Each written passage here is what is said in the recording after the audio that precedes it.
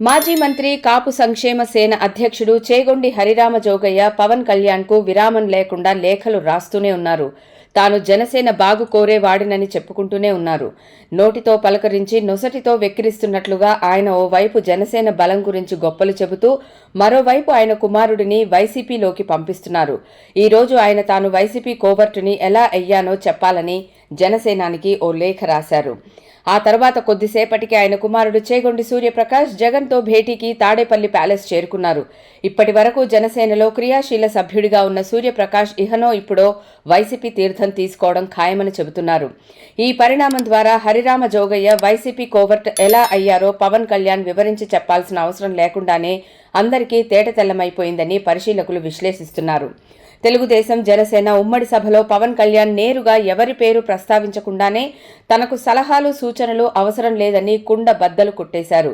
ఎవరు ఏ ఉద్దేశంతో అవి ఇస్తున్నారో తనకు తెలుసునని, తన మాటకు విలువనిచ్చి తనతో నడిచేవారే తన వారని కుండబద్దలు కొట్టేశారు.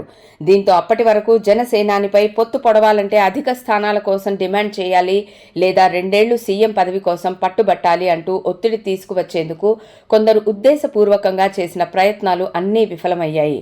దీంతో వైపు తమ మాట వినలేదని సన్నాయి నొక్కులు నొక్కుతూనే బహిరంగ లేఖల ద్వారా తాము ఏ ప్రయోజనం ఆశించి జనసేనానిపై ఎక్కువ స్థానాలు పదవి కోసం ఒత్తిడి తేవడానికి ప్రయత్నించామో చెప్పకనే చెప్పేస్తున్నారు. హరిరామ జోగయ్య, ముద్రగడ పద్మనాభం ఇరువురూ కూడా కాపు సామాజిక వర్గ శ్రేయోభిలాషులం అన్న ముసుగుమాటున జనసేన తెలుగుదేశం పొత్తు పొడవకుండా ఉండేందుకు తమ స్థాయికి మించిన ప్రయత్నాలే చేశారని, అయితే జనసేన అధినేత పవన్ కళ్యాణ్ ఎటువంటి ఒత్తిడులకు లొంగకుండా మీ సలహాలు అవసరం లేదనడం ద్వారా వారిని దూరం పెట్టారని పరిశీలకులు విశ్లేషిస్తున్నారు. దీంతో ఇక ముసుగులు తీసేసి ఇప్పటి వరకు తాను ఎవరి కోసమైతే జనసేన ఎక్కువ స్థానాలను డిమాండ్ చేయాలంటూ వచ్చారో వారితోనే కలిసేందుకు రెడీ అయిపోయారని చేగొండి సూర్యప్రకాష్ పవన్తో భేటీని ఉదాహరణగా చూపుతున్నారు. జనసేన రాజకీయ వ్యవహారాల కమిటీ సభ్యుడిగా ఉన్న చేగొండి సూర్యప్రకాష్ ఆ పదవికి రాజీనామా చేశారు. ఇప్పటి వరకు ఆయన ఆచంట అసెంబ్లీ నియోజకవర్గ జనసేన ఇన్ఛార్జిగా కూడా ఉన్నారు.